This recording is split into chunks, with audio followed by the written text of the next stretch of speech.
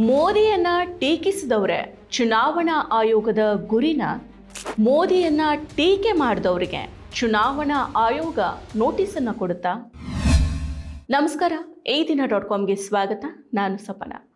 ಮತದಾರರ ಪಟ್ಟಿ ವಿಶೇಷ ತೀವ್ರ ಪರಿಷ್ಕರಣೆ ಸದ್ಯ ದೇಶದ 12 ರಾಜ್ಯಗಳಲ್ಲಿ ನಡೀತಾ ಇದೆ. ಈಗಾಗಲೇ ಈ ತರಾತುರಿಯ ಪ್ರಕ್ರಿಯೆಗೆ ಒಳಗಾದ ಬಿಹಾರದಲ್ಲಿ ವಿಧಾನಸಭಾ ಚುನಾವಣೆಯೂ ಕೂಡ ನಡೆದಿದೆ. ಫಲಿತಾಂಶ ನಿಮಗೂ ಗೊತ್ತಿದೆ. ಚುನಾವಣೆಗೂ ಮುನ್ನ ಅಷ್ಟೊಂದು ತುರ್ತಾಗಿ SIR ನಡೆಸುವುದರ ವಿರುದ್ಧ ಸಾಕಷ್ಟು ವಿರೋಧಗಳಿದ್ರೂ ಪ್ರಕ್ರಿಯೆ ನಡೆದಿದೆ. 65 ಲಕ್ಷಕ್ಕೂ ಅಧಿಕ ಮಂದಿಯ ಹೆಸರು ಪಟ್ಟಿಯಿಂದ ತೆಗೆದುಹಾಕಲಾಗಿದೆ.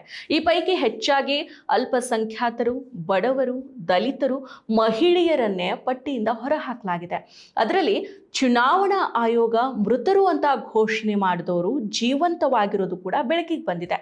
ದಾಖಲೆ ಇಲ್ಲದ ವರ್ಗ ಮತದಾನದ ಹಕ್ಕನ್ನೇ ಕಳೆದುಕೊಂಡಿದ್ದು ಆಗಿದೆ. ಇಷ್ಟೆಲ್ಲ ಗೊಂದಲದ ಗೂಡಾದ್ರೂ, ವಿರೋಧ ವ್ಯಕ್ತ ಆದ್ರೂ ಚುನಾವಣಾ ಆಯೋಗ SIR ಅನ್ನ 12 ರಾಜ್ಯಗಳಿಗೆ ವಿಸ್ತರಿಸಿದೆ. ಇದರಲ್ಲಿ ಈ ವರ್ಷ ವಿಧಾನಸಭಾ ಚುನಾವಣೆ ನಡೆಯಲಿರೋ ತಮಿಳುನಾಡು, ಕೇರಳ, ಪಶ್ಚಿಮ ಬಂಗಾಳ, ಅಸ್ಸಾಂ ಮತ್ತು ಕೇಂದ್ರಾಡಳಿತ ಪ್ರದೇಶ ಪುದುಚೇರಿ ಕೂಡ ಸೇರಿದೆ.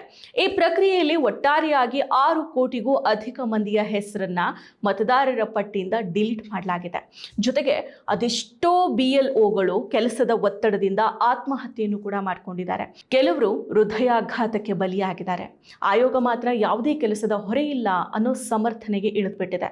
ಇವೆಲ್ಲದರ ನಡುವೆ ತಾವು ಇದೇ ನಾಡಿನವರು, ಮತದಾನ ಮಾಡೋದಕ್ಕೆ ನಾವು ಕೂಡ ಅರ್ಹರು ಅಂತ ಸಾಬೀತುಪಡಿಸೋದಕ್ಕೆ ಜನರು ಅಲೆದಾಡುವಂತಾಗಿದೆ, ಅವಮಾನಕ್ಕೆ ಒಳಗಾಗುವಂತಾಗಿದೆ.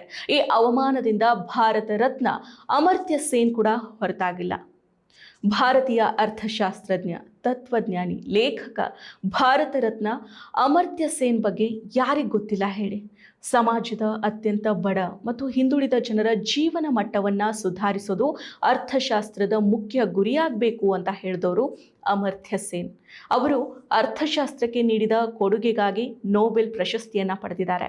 ಆದರೆ ಇದೀಗ ಭಾರತೀಯ ಚುನಾವಣಾ ಆಯೋಗ SIR ಪ್ರಕ್ರಿಯೆಯಲ್ಲಿ ಅಮರ್ತ್ಯ ಸೇನ್ ಕೂಡ ಮತದಾನ ಮಾಡೋದಕ್ಕೆ ಅರ್ಹರು ಅಂತ ಸಾಬೀತುಪಡಿಸಬೇಕು ಅಂತ ಹೇಳಿ ಅವಮಾನ ಮಾಡಿದೆ. ಇತ್ತೀಚೆಗೆ ಅಮರ್ತ್ಯ ಸೇನ್ಗೆ ಚುನಾವಣಾ ಆಯೋಗ ನೋಟಿಸನ್ನು ಕೊಟ್ಟಿದೆ. SIR ಪ್ರಕ್ರಿಯೆಗೆ ಹಾಜರಾಗುವಂತೆ ತಿಳಿಸಿದೆ. ಪ್ರಸ್ತುತ 92 ವರ್ಷದ ಅಮರ್ತ್ಯ ಸೇನ್ ಅವರು ವಿದೇಶದಲ್ಲಿದ್ದಾರೆ. ಅವರ ಕುಟುಂಬಸ್ಥರು ನೋಟಿಸನ್ನು ಸ್ವೀಕರಿಸಿದ್ದಾರೆ. ಭಾರತ ರತ್ನ ಅಮರ್ತ್ಯ ಸೇನ್ ಅವರ ಬಳಿನೇ ಚುನಾವಣಾ ಆಯೋಗ ಮತದಾನದ ಹಕ್ಕನ್ನು ಉಳಿಸ್ಕೊಳ್ಳೋದಕ್ಕೆ ದಾಖಲೆಗಳನ್ನು ಕೋರಿರೋದು ಇದು ತೀವ್ರ ಆಕ್ರೋಶಕ್ಕೆ ಕಾರಣ ಆಗಿತ್ತು. ಪ್ರಧಾನಿ ನರೇಂದ್ರ ಮೋದಿ ವಿರುದ್ಧ ಆಗಿರೋರನ್ನ ಚುನಾವಣಾ ಆಯೋಗ ಗುರಿಯಾಗಿಸ್ತಾ ಇದೆ ಅನ್ನೋ ಟೀಕೆಗಳು ಕೂಡ ಕೇಳಿಬಂದಿದ್ವು. ಈ ಬೆಳವಣಿಗೆ ನಡುವೆ ವ್ಯಂಗ್ಯ ಚಿತ್ರಕಾರ ಸತೀಶ್ ಆಚಾರ್ಯ ದೈನಿಕ ಭಾಸ್ಕರ್ಗೆ ನೀಡಿರೋ ಕಾರ್ಟೂನ್ ವೈರಲ್ ಆಗಿತ್ತು. ಗಾಂಧಿ ಬದುಕಿದ್ರೆ ಅವ್ರಿಗೂ ಕೂಡ SIR ಬುಲಾವ್ ಬರ್ತಾ ಇತ್ತು ಅಂತ ಸತೀಶ್ ಆಚಾರ್ಯ ಅವರು ಹೇಳಿದ್ರು. ಇವೆಲ್ಲದರ ನಡುವೆ ಸಮರ್ಥನೆಗೆ ಇಳಿದ ಚುನಾವಣಾ ಆಯೋಗ ಮತದಾರರ ಪಟ್ಟಿ ನಮೂನೆಯಲ್ಲಿ ದಾಖಲಾಗಿರೋ ಮಾಹಿತಿಯಲ್ಲಿ ಕೆಲವು ವ್ಯತ್ಯಾಸಗಳಿದೆ. ಸೇನ್ ಮತ್ತು ಅವರ ತಾಯಿ ಅಮಿತಾ ಸೇನ್ ನಡುವಿನ ವಯಸ್ಸಿನ ವ್ಯತ್ಯಾಸ 15 ವರ್ಷಕ್ಕಿಂತ ಕಡಿಮೆ ಇದೆ. ಹಾಗಾಗಿ ನೋಟಿಸ್ ಅನ್ನ ಕೊಡಲಾಗಿದೆ ಅಂತ ಹೇಳ್ಕೊಂಡಿದೆ. ಹಾಗೇನೇ ಇದು ಆಯೋಗದ ಸಾಫ್ಟ್ವೇರ್ ದೋಷ ಅಂತ ಹೇಳಿದೆ. ಆದರೆ ಆಯೋಗದ ತಪ್ಪಿಗೆ ಮತ್ತೆ ಸೇನ್ ಮನೆಗೆ ತೆರಳಿ ದಾಖಲೆಗಳನ್ನು ಕೇಳಿ ಅವಮಾನ ಮಾಡಿದೆ.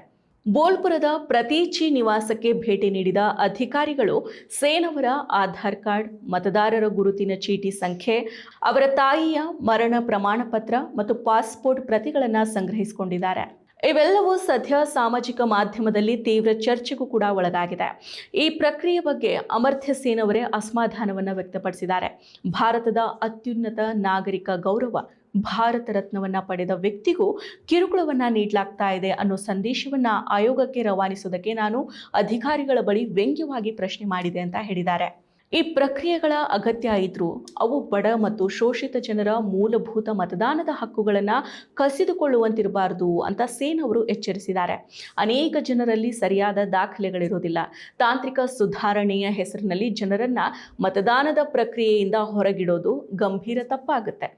ಒಂದು ಸಣ್ಣ ತಪ್ಪನ್ನ ಸರಿಪಡಿಸೋ ನೆಪದಲ್ಲಿ ಹಲವು ಹೊಸ ತಪ್ಪುಗಳನ್ನು ಮಾಡಿ ಜನರ ಹಕ್ಕುಗಳನ್ನು ಕಸಿಯೋದನ್ನ ಸಮರ್ಥಿಸಲಾಗದು ಅಂತ ಅಭಿಪ್ರಾಯಪಟ್ಟಿದ್ದಾರೆ. ಈ ನೋಟಿಸ್ ಬಹುತೇಕವಾಗಿ ಮೋದಿ ಸರ್ಕಾರದ ವಿರುದ್ಧವಾಗಿ ಮಾತನಾಡಿದವರಿಗೆ ಅಥವಾ ಅಲ್ಪಸಂಖ್ಯಾತರಿಗೆ ಯಾಕೆ ಬಂದಿದೆ? ಪ್ರಧಾನಿ ಮೋದಿಯನ್ನ ಟೀಕೆ ಮಾಡಿದವ್ರೆ ಗುರಿನ ಅನ್ನೋ ಪ್ರಶ್ನೆಗಳು ಸಾಮಾಜಿಕ ಮಾಧ್ಯಮದಲ್ಲಿ ಎದ್ದಿದ್ದಾವೆ. 2013ರಿಂದನೂ ಅಮರ್ತ್ಯ ಸೇನ್ ಅವರು ನರೇಂದ್ರ ಮೋದಿ ಅವರನ್ನ ಒಬ್ಬ ಉತ್ತಮ ಪ್ರಧಾನಿ ಅಭ್ಯರ್ಥಿ ಅಂತ ತಾವು ಪರಿಗಣಿಸೋದಿಲ್ಲ ಅಂತ ಹೇಳ್ಕೊಂಡು ಬಂದವರು. 2024ರ ಲೋಕಸಭಾ ಚುನಾವಣಾ ಪ್ರಚಾರದ ವೇಳೆ ಪ್ರಧಾನಿ ಮೋದಿ ಮುಸ್ಲಿಮರನ್ನ ನುಸುಳುಕೋರರು ಅಂತ ಕರೆದಿದ್ದನ್ನ ಸೇನ್ ಅವರು ತೀವ್ರವಾಗಿ ಖಂಡಿಸಿದ್ರು. ಪ್ರಧಾನಿಯವರು ದೇಶದ 20 ಕೋಟಿ ಮುಸ್ಲಿಂ ನಾಗರಿಕರ ಕ್ಷಮೆ ಕೇಳಬೇಕು ಅಂತ ಆಗ್ರಹ ಮಾಡಿದ್ರು. 2014ರ ನಂತರ ಭಾರತ ತಪ್ಪು ದಿಕ್ಕಿನಲ್ಲಿ ದಾಪುಗಾಲನ್ನ ಹಾಕ್ತಾ ಇದೆ ಅಂತ ಸೇನ್ ಅವರು ಟೀಕೆ ಮಾಡಿದ್ರು. ಶಿಕ್ಷಣ, ಆರೋಗ್ಯ ಮತ್ತು ಮೂಲ ಸೌಕರ್ಯಗಳಿಗಿಂತ ಕೇವಲ ಭೌತಿಕ ಬಂಡವಾಳಕ್ಕೆ ಆದ್ಯತೆಯನ್ನ ನೀಡಲಾಗ್ತಾ ಇದೆ ಅಂತ ಅಭಿಪ್ರಾಯಪಟ್ಟಿದ್ದಾರೆ. ಇದೀಗ ಅವರಿಗೆ SIR ನೆಪದಲ್ಲಿ ಅವಮಾನಿಸಲಾಗ್ತಾ ಇದೆ. ಇದನ್ನು ಹೊರತುಪಡಿಸಿ ಬೆಂಗಾಲಿ ನಟ ಮತ್ತು TMC ಸಂಸದ ದೀಪಕ್ ಅಧಿಕಾರಿ ಅವರಿಗೂ ಇವರ ಕುಟುಂಬದ 3 ಸದಸ್ಯರಿಗೂ ದಾಖಲೆಗಳ ಪರಿಶೀಲನೆಗಾಗಿ ನೋಟಿಸ್ ಜಾರಿ ಮಾಡಲಾಗಿದೆ. ಬೆಂಗಾಲಿ ಚಲನಚಿತ್ರರಂಗದ ಖ್ಯಾತ ಕಲಾವಿದೆ TMC ಬೆಂಬಲಿಗೆ ಲಾಬೋನಿ ಸರ್ಕಾರ್ ತಮ್ಮ ಹಾಡುಗಳ ಮೂಲಕ ಈ ಹಿಂದೆ ಪ್ರಧಾನಿ ನರೇಂದ್ರ ಮೋದಿ ಬಗ್ಗೆ ವ್ಯಂಗ್ಯ ಮಾಡಿದ್ದ ಅನಿರ್ಬನ್ ಭಟ್ಟಾಚಾರ್ಯ ಅವರಿಗೂ ಸಹ SIR ವಿಚಾರಣೆಗೆ ಹಾಜರಾಗೋದಕ್ಕೆ ಸಮನ್ಸನ್ನ ನೀಡಲಾಗಿದೆ. ಇದನ್ನು ಹೊರತುಪಡಿಸಿ ಬಿಜೆಪಿಯಲ್ಲಿ ಗುರುತಿಸಿಕೊಂಡಿರೋ ಲಾಬೋನಿ ಸರ್ಕಾರ್ ಪತಿ ಬೆಂಗಾಲಿ ಚಿತ್ರರಂಗದ ಕೌಶಿಕ್ ಬಂದ್ಯೋಪಾಧ್ಯಾಯಗೂ ನೋಟಿಸನ್ನು ನೀಡಲಾಗಿದೆ. ಜಾಧವ್ಪುರ ಕ್ಷೇತ್ರದ ಮತದಾರರಾಗಿರುವ ಭಾರತೀಯ ಕ್ರಿಕೆಟಿಗ ಮೊಹಮ್ಮದ್ ಶಮಿ ಮತ್ತು ಅವರ ಕುಟುಂಬ ಸದಸ್ಯರಿಗೂ ಕೂಡ SIR ವಿಚಾರಣೆಗೆ ಹಾಜರಾಗುವಂತೆ ನೋಟಿಸನ್ನು ನೀಡಲಾಗಿದೆ.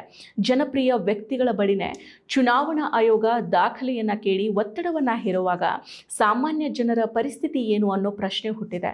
ಜನರು ತಮ್ಮ ಕೆಲಸ ಕಾರ್ಯ ಬಿಟ್ಟು ದಾಖಲೆಯ ಸಂಗ್ರಹ ಮಾಡಿ ವಿಚಾರಣೆಗಾಗಿ ಅಲೆದಾಡಬೇಕಾ? ಮತ್ತಷ್ಟು ವಿಶೇಷ ವಿಡಿಯೋಗಳನ್ನು ನೋಡಲು ಮತ್ತು ಹೊಸ ವಿಡಿಯೋಗಳ ಬಗ್ಗೆ ತಿಳಿಯಲು ಈ ದಿನ .com ಯೂಟ್ಯೂಬ್ ಚಾನೆಲ್ ಸಬ್ಸ್ಕ್ರೈಬ್ ಮಾಡಿ ಮತ್ತು ಬೆಲ್ ಐಕಾನ್ ಕ್ಲಿಕ್ ಮಾಡಿ.